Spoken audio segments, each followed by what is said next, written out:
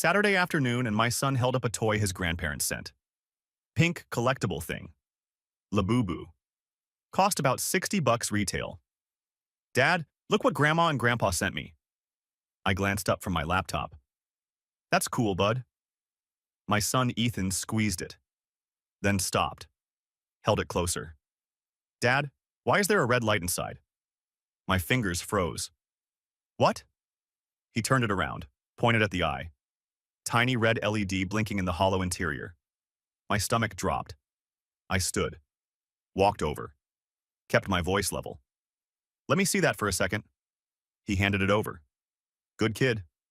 Trusts his dad. I examined it under the lamp. There it was. Infrared LED, normally invisible, but the angle caught it. When did this arrive? This morning. There was a card. Happy early birthday, Ethan. Love Grandma and Grandpa. His birthday is next week, not today. Okay, I need to borrow this. Why? Battery issue. Okay. He went back to his Lego. Unbothered. Safe. I walked to the garage, closed the door, stared at that blinking light. Didn't smash it, didn't shout. Just thought. I grabbed my smallest screwdriver, worked the seam open carefully. Inside wasn't stuffing. Camera module, tiny lens, circuit board, microphone, rechargeable battery pack. My hands stayed steady. My breathing didn't. I photographed everything, Googled the model. SC400 wireless spy camera. $119 on Amazon. Wi-Fi enabled. Cellular backup. Live streaming. Cloud storage. Checked the activation timestamp. Active since 9:47 this morning. 5 hours ago. They'd been watching since Ethan opened the box. I reassembled it. Placed it in a plastic evidence bag. Sealed it. Labeled it. Exhibit A. Didn't destroy it. Evidence stays intact. I sat in my garage and let myself think about how we got here. My parents are Robert and Linda. We used to be close. Then 2 years ago, my grandfather passed away. Left a trust fund for Ethan. $180,000. Made me the trustee. No withdrawals until Ethan turns 18. Grandpa didn't trust my father with money. Robert declared bankruptcy in his 30s. Bad investments. Worse decisions. But things changed. Linda started visiting casinos. Just for fun became daily online poker. Robert started making suggestions. Maybe we could borrow from Ethan's fund? Family emergency. I refused. That money is for Ethan's future, not negotiable. 3 months ago, I stopped answering their calls as often. They complained I was isolating myself. I thought they'd let it go. They didn't. They planned. I checked the shipping label on the box. Date shipped 3 weeks ago. Not today. Today is just when Ethan found the light. They've been watching us for 3 weeks. My divorce from Sarah happened 18 months ago. She's 29, retail manager. Has Ethan 30% of the time according to the custody agreement. Reality is more like 20% because she forgets weekends.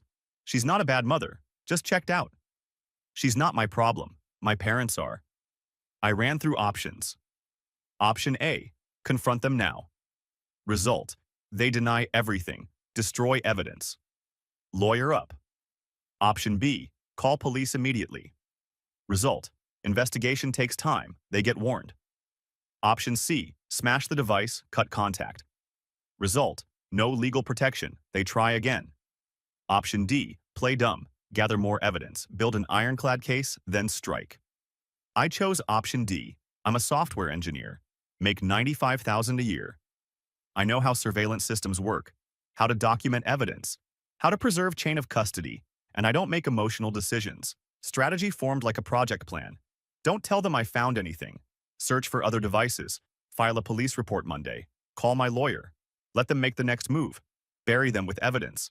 They want to play games with my son? I'll show them what happens when you underestimate an engineer. That evening, I searched the house. Put Ethan to bed first. Read him 2 stories. Tucked him in. Told him I loved him. Then I checked his bedroom. Every toy, every book. Under the bed. Inside the closet. Nothing. His school backpack by the door. Unzipped every pocket. Felt along the seams. Nothing yet. Living room, kitchen, bathroom. Checked smoke detectors, light fixtures, picture frames. Found nothing. By the time I finished, it was past 10. Maybe the Labubu was the only one. Maybe I was being paranoid. But I didn't believe that. They wouldn't risk a single device. They'd want redundancy, backup systems. I made a mental note to keep searching. The next morning, my phone rang. Dad calling. I let it ring 3 times before answering. Kept my voice normal. Hey, Dad. Hey, Jake. How are you? Good. Busy weekend. Did Ethan get our package? Yeah, he loved it. Pause. That's great. He's playing with it? Yeah, carries it everywhere. Lie. It's sealed in an evidence bag. But he doesn't need to know that. Good, good. Listen, maybe we could stop by this week. See Ethan? I'll check my schedule. His tone shifted. Edge crept in. You've been saying that for months, Jake. I know. Work's been crazy. We're family. We shouldn't need an appointment. I'll text you, he sighed. All right, talk soon. Call ended. Ethan walked in. Was that Grandpa? Yeah. Can we see them? My chest tightened. Maybe soon, bud. Okay. He shrugged. Went back to playing. They were fishing. Wondering if I'd found the device. I didn't give them anything. Monday morning, I dropped Ethan at school, drove 20 minutes to the police station, brought the evidence bag, printed photos, shipping receipt with my father's name on it. Asked for someone in cybercrimes. Detective Morrison came out. Older woman, gray hair, 15 years on the force. Calm professional. I sat across from her desk. Kept it factual. My parents sent my 8-year-old son a toy 3 weeks ago. I discovered Saturday it contains a hidden camera and microphone. I have photos. I need to file a report. She examined the toy through the plastic. Her jaw tightened. Mr. Barrett, you did the right thing by not tampering with it. What happens now? We'll send this to forensics. They'll extract any stored footage, check for cloud connections, trace the purchase. 3 to 5 business days. And if there's footage of my son? Then we have a felony. Colorado Revised Statutes 18-9-304. Wiretapping a minor without parental consent. What should I do? Don't contact them. Don't tell them you know. Let us build the case. They called me yesterday. Asked if my son liked the toy. Her eyebrow raised. What did you say? I said he loved it. Good. Keep it that way. She gave me a case number, evidence receipt, her card. I left with documentation, official record, first piece of leverage. From the parking lot, I called Marcus Chen, my divorce attorney, sharp, doesn't waste time. Marcus, I need to see you, today. He heard my tone. 11 work? I'll be there. 2 hours later, I sat in his office explaining how my parents had spent 3 weeks spying on my son. Marcus took notes. When I finished, he looked up. They're going to try for custody. I already knew. The camera wasn't about watching Ethan. It was about building a case against me, documenting my parenting, looking for mistakes, gathering ammunition for a court battle I didn't even know was coming. But here's what they didn't know. I document everything. I keep records. I don't make emotional decisions. And for 3 weeks, they'd been watching my son through a toy I didn't know existed. Now I knew. And I had proof. And I had time to prepare. They thought they were hunting. They were wrong. They'd just walked into a trap they didn't know I'd set. And the only question left was how hard I was going to close it. Marcus Chen's office downtown had glass walls and that clean, modern look lawyers use to justify their hourly rates. He's 38, handled my divorce.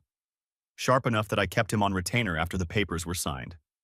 I sat across from his desk and laid it out. Camera in a toy. 3 weeks of surveillance. Police report filed this morning. He leaned back in his chair. Okay, let's think like them. Why spy? To prove I'm unfit? Close. To prove they need to intervene. He pulled up Colorado statutes on his screen. CRS 19-1-117. Grandparents can petition for custody if the child is at risk, parents are unfit, and they have an established relationship. They can't just want custody, they need a reason. He looked at me. What's their reason? Money, Ethan's trust fund. Explain. I did. 180,000. Grandfather's will. I'm the trustee. My mother has a gambling problem. They can't touch it while I have custody. Marcus nodded. There it is. If they get guardianship, they petition the court to control the trust. Can they do that? If a judge believes you're unfit and they're better? Yes. My jaw tightened. So the camera was phase 1. Gathering evidence. Phase 2 will be legal action. He started typing. I'll file an emergency motion for a restraining order. No, he stopped. What? Not yet. If we file first, they know we know. They'll lawyer up, destroy other evidence. Jake, this is serious. I know. That's why we wait. Let them file. Let them commit. Then we bury them.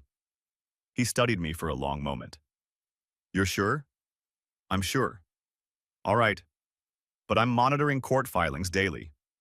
The second they move, you call me. He paused. One more thing. Check your ex-wife. If your parents are smart, they'll recruit her. Sarah? She's the weak link. They'll offer her something. More custody, money, guilt, whatever works. My stomach turned. I'll talk to her. 2 days later, I was at work when my phone buzzed. Mom calling. I stepped outside to the parking lot. Hi, honey. How are you? Good, Mom. Busy? I know. You work so hard. That's actually why I'm calling. Her voice had that syrupy grandmother tone. Your dad and I are worried.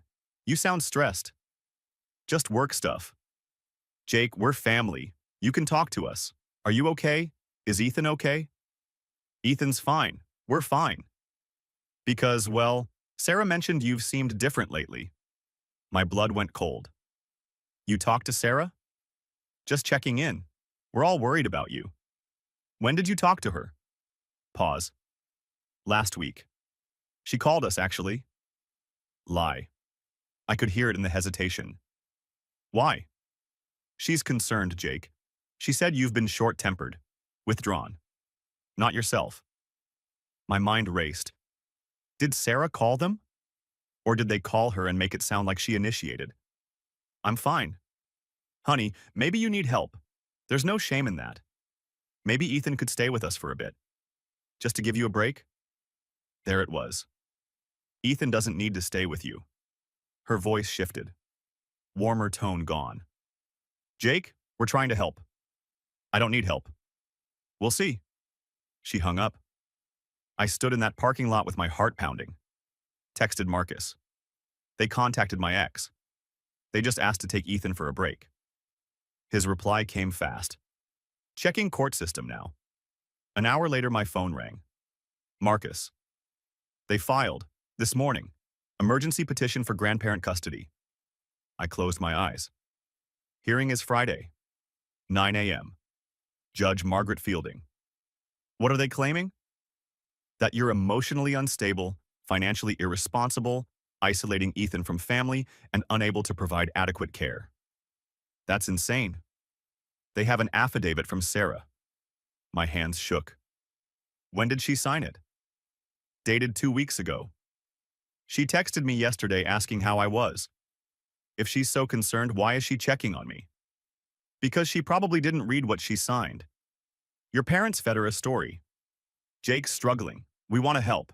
Can you sign this? She signs thinking it's for therapy. They use it for custody.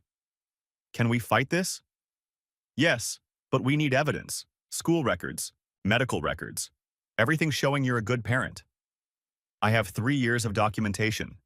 Good. Bring it. Friday, 8 a.m., my office. We prep. He paused. And Jake? The camera evidence. That's our nuke. We save it for the hearing. That evening, I picked up Ethan from school. He talked the whole drive home. Math test, recess, friend's birthday party coming up. I barely heard him. We got home. He dropped his backpack by the door and ran to play. I stared at that backpack. Marcus said check for more devices. I'd searched it Saturday, found nothing. But that was before I knew what I was looking for. I opened it again. Main pocket. Books and folders. Front pocket. Pencils and eraser. Then the hidden side pocket. Small pouch usually for a water bottle. I felt around. My fingers touched something hard. Flat. GPS tracker. Velcro to the inside lining. I pulled it out. Small black device. Credit card size. Track Pro X. $45 on eBay. Green LED blinking every 10 seconds. Checked the activation date. 3 weeks ago. Same day as the Labubu. They weren't just watching. They were tracking. Every trip to school. Every friend's house. Every grocery store run. Building a map of Ethan's routine. Looking for what? Evidence I took him to unsafe places?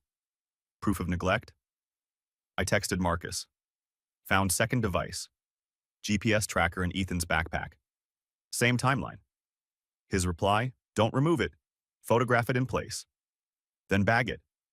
I did. Photographed it exactly where I found it. Then sealed it in an evidence bag. Placed both bags in my locked filing cabinet. 2 counts of illegal surveillance. The next morning I called Sarah before she left for work. Hello? Groggy voice. Why did you sign an affidavit saying I'm unfit? What? My parents filed for custody. You signed a statement saying I'm unstable. She woke up fast. Jake, I didn't. It's dated 2 weeks ago. Your signature. They told me it was for therapy. They said you were struggling and needed support, and the form was to get you counseling through their insurance. It wasn't. It was for a custody battle. Her voice broke. Oh my God.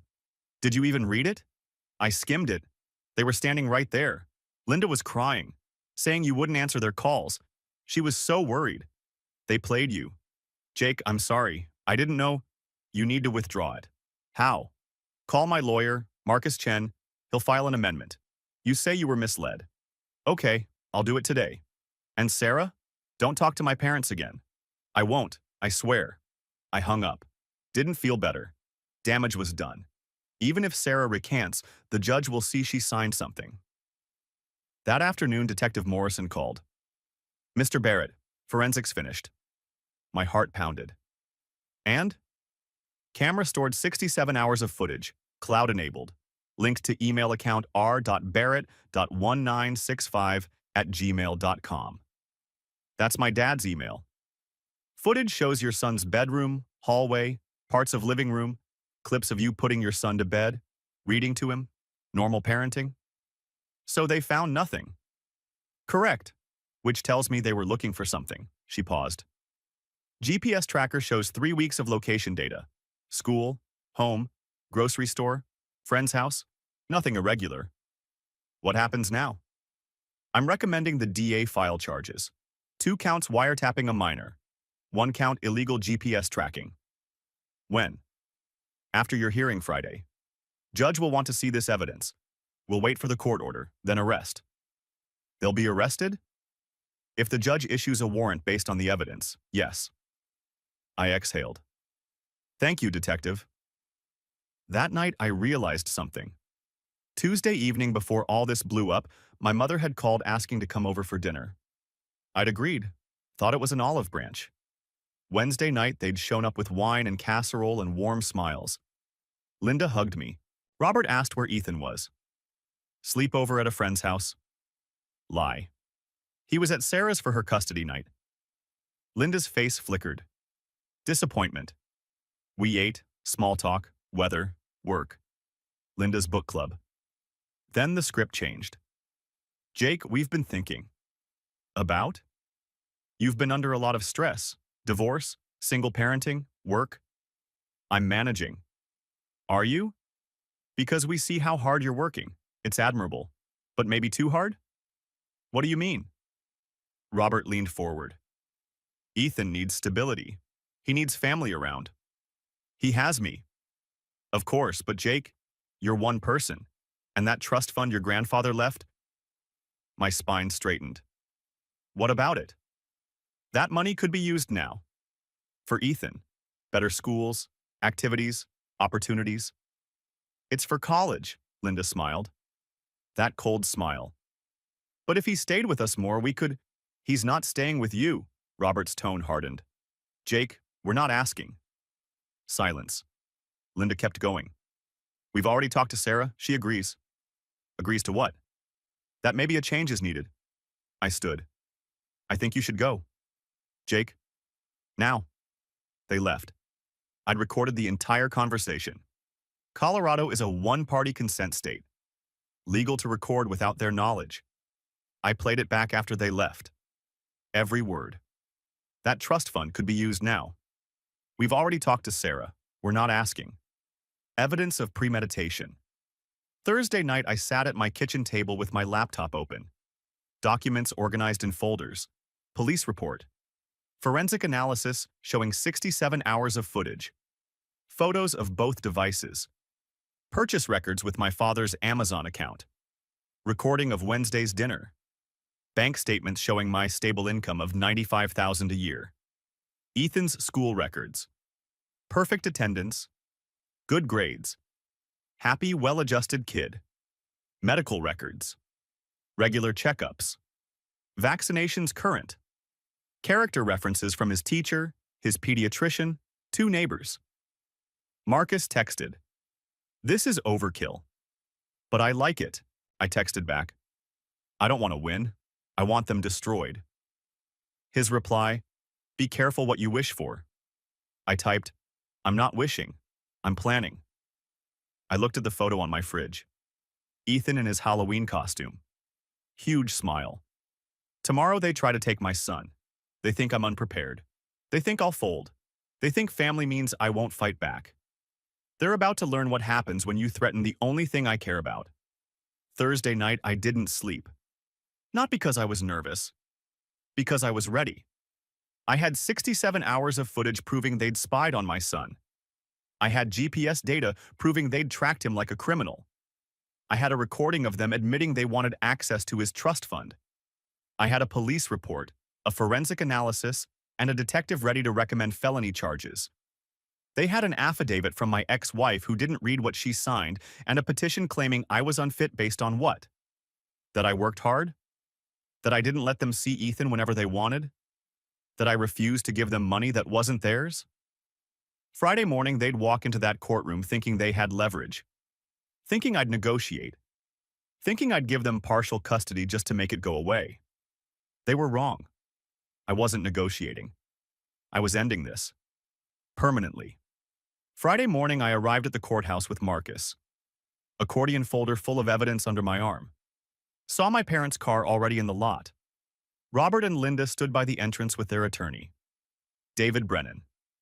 50s. Expensive suit. Denver firm. The kind of lawyer you hire when you think money buys outcomes. Sarah stood off to the side. Awkward. She came despite me telling her not to. We made eye contact. She mouthed, I'm sorry. I didn't respond. Linda saw me. Her face shifted. Tried on that grandmother smile, warm, concerned, loving. The mask she'd worn my whole life. Robert's jaw was tight, arms crossed, stone-faced. They didn't know what I had yet. Brennan approached Marcus. Marcus, didn't know you were on this one. David. Yeah, representing the father. Brennan's tone went condescending. Look, this doesn't need to be adversarial. Your client's clearly overwhelmed. My clients just want to help. Maybe we work out shared custody, everyone walks away happy? Marcus kept his face neutral. We'll let the judge decide. Brennan shrugged. Suit yourself. But I have an affidavit from the mother and 3 months of documented isolation. This is pretty open and shut. I stayed silent. Face blank. Inside, I was thinking, you have no idea what's coming. We walked into the courthouse. Judge Margaret Fielding presiding. 60s. 20 years on the family court bench. Reputation for being fair, but taking zero nonsense. Brennan stood and presented the petition. Your Honor, Robert and Linda Barrett seek emergency custody of their grandson, Ethan Barrett, age 8. They believe the child is at significant risk due to deteriorating conditions in the father's home. He listed allegations. Jake has isolated Ethan from extended family for over 3 months. Jake exhibits erratic behavior per the ex-wife's testimony. Jake is financially irresponsible. The child's emotional well-being is suffering. No evidence, just claims. Brennan called Linda to the stand. She was good, coached, voice trembling just right. Your Honor, I'm not here to attack my son. I love him. But I'm scared for my grandson. She talked about how we used to see Ethan every week, pick him up from school, have dinner, normal grandparent things. Then 3 months ago, Jake stopped answering calls, stopped responding to texts. When they sent Ethan a birthday gift, Jake barely acknowledged it. We tried reaching out. He shut us out. And when we talked to Sarah, Ethan's mother, she confirmed our fears. Her voice cracked. Real tears or performance? I couldn't tell anymore. I don't want to take Ethan away. I just want to make sure he's safe. Brennan called Sarah next. She looked nervous, uncomfortable. I signed a statement 2 weeks ago. I was told it was for counseling purposes. Brennan wasn't happy she was clarifying. But the statement reflects your concerns, correct? I was worried. Jake seemed stressed, but I didn't mean no further questions. Judge Fielding looked at Sarah. Miss Parker, did you read the document you signed? Sarah's voice went quiet. Not fully, Your Honor. The judge made a note. Her expression said everything. Marcus stood. Your Honor, I'd like to call Jake Barrett. I took the stand. Got sworn in. Mr. Barrett, have you isolated your son from his grandparents? I kept my voice calm. Factual. No. I reduced contact because I discovered they were surveilling my son. The courtroom stirred. Brennan shot up. Objection, Your Honor. Inflammatory? Judge Fielding cut him off. Overruled. I want to hear this. Mr. Barrett, explain. 3 weeks ago, my parents sent my son a toy, a Labubu collectible figure. Last Saturday, my son noticed a red light inside. I inspected it. Inside was a hidden camera, microphone, and GPS transmitter. I submitted the photos, device internals, serial numbers. I filed a police report Monday. The device was sent to forensic analysis. I submitted the police report. Case number 2024-CYB-4471. Forensics confirmed the camera recorded 67 hours of footage over 3 weeks. The device was linked to my father's email account. Cloud storage accessible via r.barrett.1965@gmail.com. I submitted the forensic report. Linda's face went pale. Robert stared straight ahead. Jaw clenched. Marcus continued. Did you find other devices? Yes. A GPS tracker hidden in my son's school backpack. Active for 3 weeks. Tracking his location continuously. I submitted photos of the GPS tracker. Location data logs. Every trip to school. Every friend's house. Every grocery store. Why do you believe they did this? To build a custody case and to access my son's trust fund. Brennan objected. Speculation. Marcus stayed calm. Your Honor, I have evidence of motive. I'll allow it. Marcus turned back to me. Mr. Barrett, does your son have a trust fund? Yes, $180,000, left by my grandfather. I'm the trustee. Terms state no withdrawals until Ethan turns 18. Have your parents ever asked for access? Multiple times. I refused. It's not their money. I submitted bank records, trust fund documentation, trustee designation. Do your parents have financial difficulties? Yes. My mother has gambling debts exceeding $60,000. My father took out a second mortgage to cover losses. I submitted public records, the mortgage filing, credit reports Marcus had subpoenaed. Brennan tried to object, but Judge Fielding waved him off. I want to see those records. Marcus pulled out his phone. Your Honor, I have one more piece of evidence, a recording from a dinner 3 days ago. He played the audio. Wednesday night. My kitchen. Robert's voice came through the courtroom speakers. That trust fund could be used now, Linda's voice. If Ethan stayed with us, we could manage it properly, Robert again. We're not asking, Jake. The courtroom went quiet as a library at midnight. Judge Fielding removed her glasses, looked at Robert and Linda. Mr. and Mrs. Barrett, you have anything to say? Brennan stood. He was rattled. Hadn't known about the devices. Your Honor, my clients were concerned about their grandson. Perhaps their methods were overzealous, but their intentions. Judge Fielding's voice went ice cold. Counselor, are you seriously suggesting that hiding surveillance equipment in a child's toy is overzealous concern? Your Honor, I was not aware of the devices until today. That's evident. Does your client wish to testify? Brennan looked at Robert. Robert shook his head. No, Your Honor. Then here's my ruling. Judge Fielding read from her notes. Voice flat. Professional. Devastating. I have reviewed the evidence. This petition is not only denied, it is disturbing. Mr. and Mrs. Barrett, you have admitted via recorded conversation that your interest in custody is financial. You have surveilled a minor child without parental consent. You have misrepresented your intentions to the child's mother to obtain a false affidavit. I am issuing a temporary restraining order effective immediately. You are prohibited from contact with Ethan Barrett. No calls, no texts, no gifts, no appearances at his school or home. Violation of this order will result in immediate arrest. Furthermore, I am referring this case to the District Attorney's Office for criminal investigation. Linda started crying. Real tears now. Not performance. Robert sat frozen. The judge continued. Miss Parker, your custody is reduced to supervised visitation only. 2 hours per month pending review in 6 months. You signed a legal document without reading it. That shows poor judgment. Sarah's face crumpled. She didn't argue. Judge Fielding looked at me. Mr. Barrett, you have full legal and physical custody, sole decision-making authority. I am also ordering that the trust fund remain under your exclusive control with no co-trustee allowed. This hearing is adjourned. The gavel fell. The bailiff handed Robert and Linda their restraining order paperwork. They didn't look at me. Marcus leaned over. You just won, completely. I didn't feel victorious. Just tired. In the hallway, my parents stood with Brennan. Linda sobbing, leaning against the wall. Robert red-faced, arguing. You said this would work. Brennan's voice stayed professional but firm. I didn't know about the surveillance devices, Robert. You didn't tell me. We did what we had to. You broke the law. I can't represent you anymore.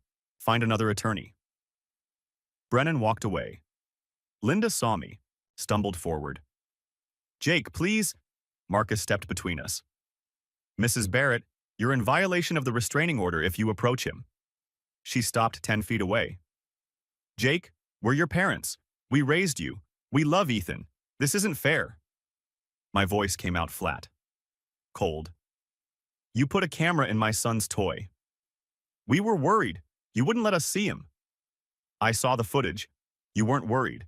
You were looking for evidence to take him. Robert finally spoke. Voice shaking with rage. That money was your grandfather's. It should be family money, not locked away. It's not your money. It never was. You ungrateful, Marcus cut in. Mr. Barrett, walk away, now. A security guard approached, saw the confrontation building. Robert grabbed Linda's arm. Come on. They left. Linda looking back over her shoulder. Still crying. Robert's face stone. I watched them go. Marcus touched my shoulder. You okay? Yeah. Detective Morrison is outside. She wants to talk to you. Detective Morrison waited on the courthouse steps. Mr. Barrett, I heard. Judge referred the case to the DA. What happens now? DA will review the evidence. Given what the judge said in court, I expect charges filed by Monday. And then? Arrest warrants issued. Your parents will be brought in, arraigned, given bail terms. Will they go to jail? Depends on the judge at arraignment. First offense, they're older, probably bail or release on recognizance, but they'll have criminal records, probation. I nodded. The restraining order is in effect. If they contact you or Ethan, call 911 immediately. I will. She left.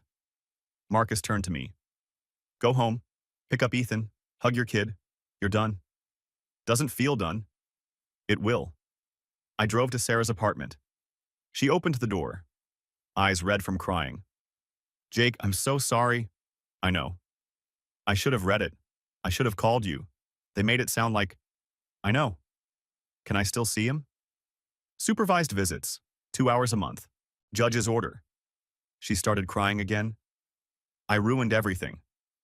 You trusted the wrong people, but you can fix this. Show up to the visits. Be consistent. In 6 months, we can petition for more. Her voice went hopeful. Really? If you prove you're serious? Yeah. Ethan ran out. Dad, I scooped him up. Hey, bud. Did you finish your work thing? Yeah, all done. Can we get pizza?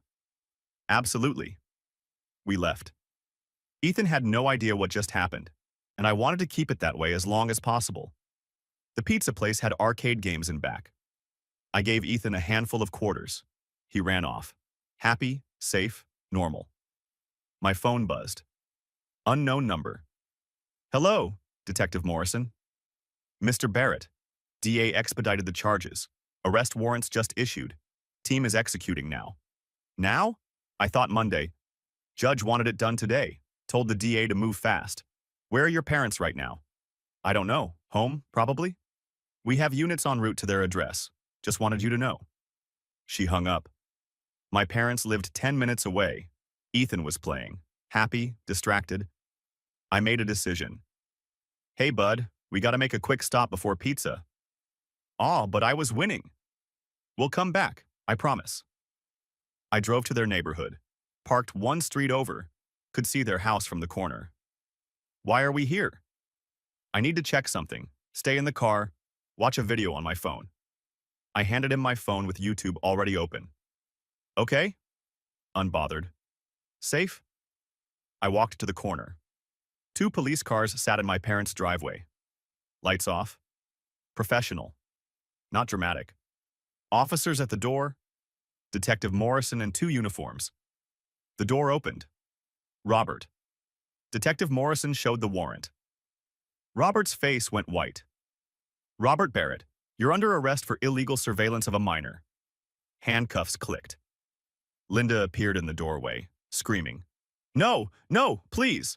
The second officer moved forward. Linda Barrett, you're also under arrest.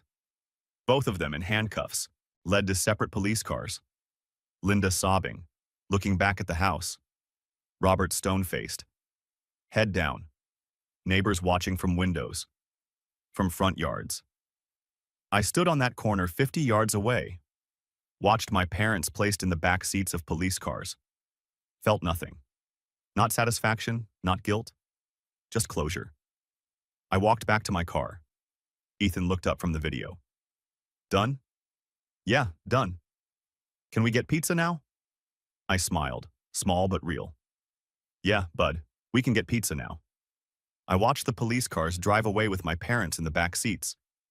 Watched the neighbors whisper and point. Watched my childhood home, the place I grew up, become a crime scene.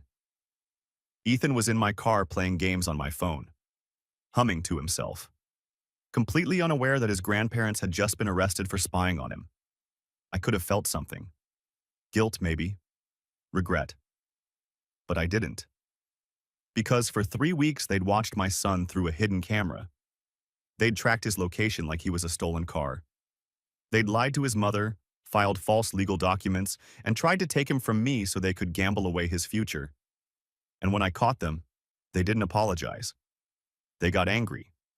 So no, I didn't feel guilty watching them get arrested. I felt relieved, because it meant my son was safe. And that was the only thing that mattered. 2 months after the arrest, life got quiet. January mornings in my kitchen. Ethan eating cereal. Talking about his school project on the solar system. I made coffee, checked emails. Normal, boring routine. His birthday had come and gone in December. Kept it small. Just us and 2 friends. No party. No extended family drama. Dad, can Tommy come over after school? Sure. Can we order Chinese food? If Tommy's parents say it's okay. Yay. He ran off to brush his teeth. I stood there with my coffee thinking about how quiet everything had become. No surprise texts from my parents, no weird phone calls, no packages with hidden devices, just peace. My parents had pled guilty. Felony reduced to misdemeanor. 18 months probation each. $5,000 fines. Mandatory counseling. No jail time because it was their first offense and they were older. Prosecutor accepted the plea to avoid trial. Restraining order extended to 5 years. Sarah had supervised visits. Once a month. 2 hours. Community center with a monitor present. She'd attended both so far. Progress. The trust fund got additional protections. Irrevocable trustee status. No co-trustees allowed. Distribution limits until Ethan turns 18. Extended family had mixed reactions. Some supportive. Some angry. Some silent. This is what winning feels like. Not dramatic. Just quiet. 4 months later, my phone rang at work. School calling. Friday afternoon. My stomach dropped before I even answered. Mr. Barrett, we have a situation. Principal Rodriguez. Calm but serious. What happened? Is Ethan okay? He's fine. He's in my office. But your mother attempted to pick him up. My blood went cold. What? She came to the front office half an hour ago. Said she was here to pick up Ethan for a dentist appointment. Ethan's teacher had her on the pickup list from before, so the secretary almost released him. My heart pounded. But you didn't? No. I remembered the restraining order you filed with us in November. I came down immediately. Told your mother she couldn't take him. She became upset.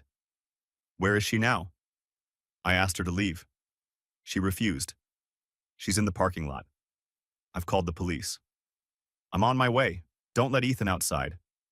Already done. He's safe. I grabbed my keys, ran to my car.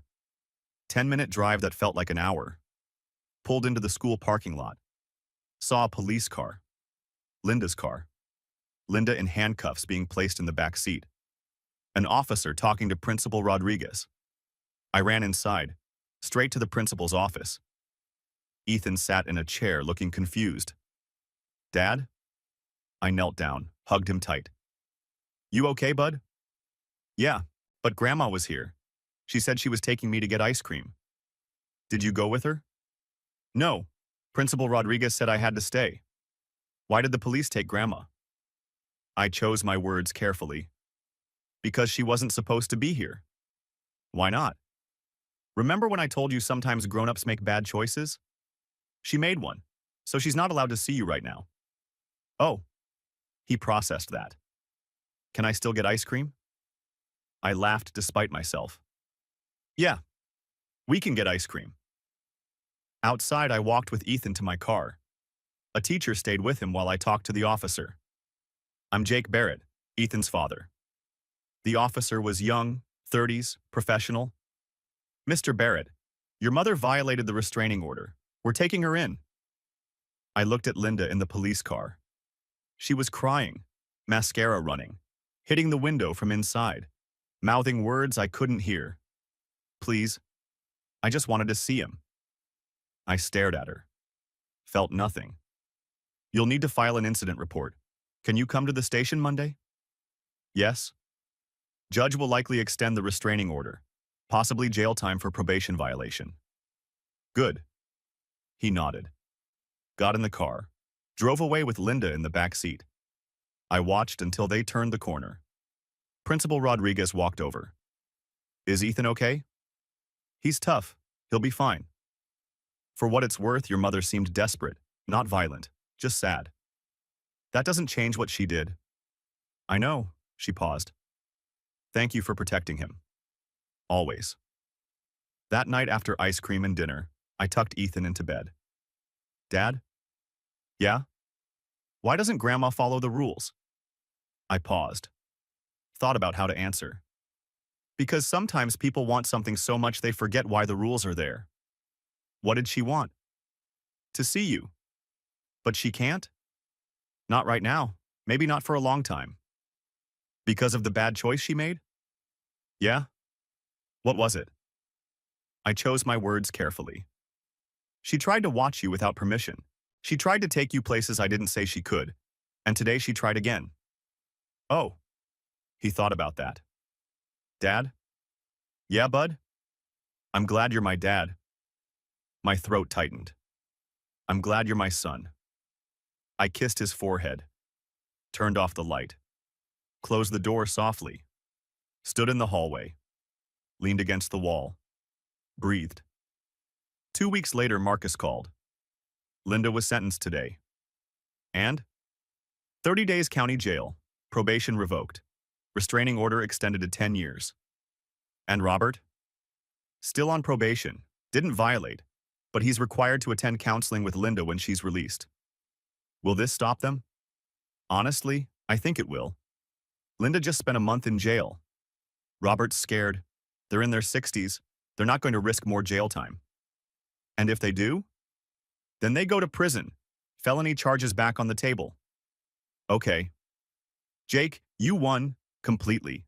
They have criminal records, financial penalties, jail time, and a decade-long restraining order. They can't touch Ethan. It's over. Thanks, Marcus. I hung up. It was over. 6 months after the arrest, I sat in the waiting room at Dr. Rachel Kim's office. Child psychologist. Ethan finished his session. Dr. Kim gestured me into her office. Ethan stayed in the waiting room playing with blocks. He's doing really well. Yeah? He mentioned his grandparents twice in the last month, down from every session before. Is that good? It means he's processing and moving on. He understands they made mistakes. He's not internalizing it as his fault. I exhaled. Good. Kids are resilient, Jake, especially when they have a stable protective parent. You've done everything right. Doesn't always feel like it. That's because you care. That's the difference between you and them. Saturday morning, I cleaned out the garage, found the evidence box from the police, returned after the case closed. Inside, Labubu toy, GPS tracker, photos, reports. I stared at that pink toy, the thing that started everything. Ethan walked into the garage. What you doing? Cleaning. He saw the Labubu. Oh, that's the toy Grandma sent. Can I have it back? My stomach tightened. No, bud, this one's not safe. Why? It's broken inside. Can't be fixed. Oh, can we throw it away? I paused. Yeah, we can. I took the Labubu to the trash bin outside, dropped it in. Lid closed. Ethan watched. Are you sad? No, just remembering. Remembering what? That some things look nice on the outside but aren't safe on the inside. Like stranger danger? I smiled. Small but real. Yeah, like that. Well, I'm glad you protect me. Always, bud. We walked back inside together. Extended family split 3 ways after everything happened. Team Jake. Aunt Karen eventually learned the truth. Apologized for her initial anger. Sends Ethan birthday cards now. Cousin David texts occasionally. You did what I'd do. Uncle Tom was blunt. Told Robert you messed up, deal with it. Team parents. Robert's brother Mike said family means forgiveness. I told him family means boundaries. We don't speak anymore. Linda's sister Patricia sent an angry letter calling me vindictive. I didn't respond. Old family friends believed my parents' version, stopped inviting me to events. I don't care. Neutral. Some cousins send cards to Ethan but don't take sides. Older relatives mostly stay quiet, confused but not involved. My stance? I don't explain myself. Don't defend. Don't argue. Just live my life. People who needed to know the truth know. People who chose not to believe it aren't my problem. 1 year and a month after the arrest, I sat on a park bench watching Ethan play soccer. November afternoon. Crisp fall weather. Another dad sat down next to me. Steve, father of Ethan's friend Tommy. Ethan's gotten really good. Yeah, he loves it. How's everything else? I heard you went through some stuff last year. Small town gossip travels. Yeah, family stuff. It's resolved. Good. For what it's worth, Ethan's a great kid. Happy, polite, well-adjusted. You're doing something right. Thanks. A lot of kids from broken homes have issues. Ethan doesn't. That's all you. I didn't correct the broken home label. I try. Ethan ran over. Dad, did you see? I scored? I saw. Nice shot. Can we get pizza after? Sure. And can Tommy sleep over? If his parents say yes. Yes. He ran back to the field. I watched him go. Thought about the past year. The arrest, court battles, school incident, Linda's jail time, therapy sessions, quiet mornings, soccer games, pizza dinners, normal life. This is what I fought for. Not revenge, not victory. This? Ethan playing soccer. Safe. Happy. Unburdened. That night, Ethan slept in his room. Tommy snoring in a sleeping bag on the floor. Sleepover successful. I sat at my kitchen table. Beer in hand. Don't usually drink, but tonight felt right. Looked at the photo on my fridge. Ethan's school picture from this year. Huge smile. People kept asking if I went too far. They put a camera in my son's toy. Tracked him for 3 weeks. Lied to his mother. Filed false legal documents. Tried to steal his inheritance. And when I stopped them, they acted like victims. So no, I didn't go too far. I went exactly far enough to protect my son. Far enough to stop them permanently. Far enough to make sure they'll never have another chance. People think family means unconditional forgiveness. It doesn't. Family means protecting the people who can't protect themselves. Even if that means cutting off the people who raised you.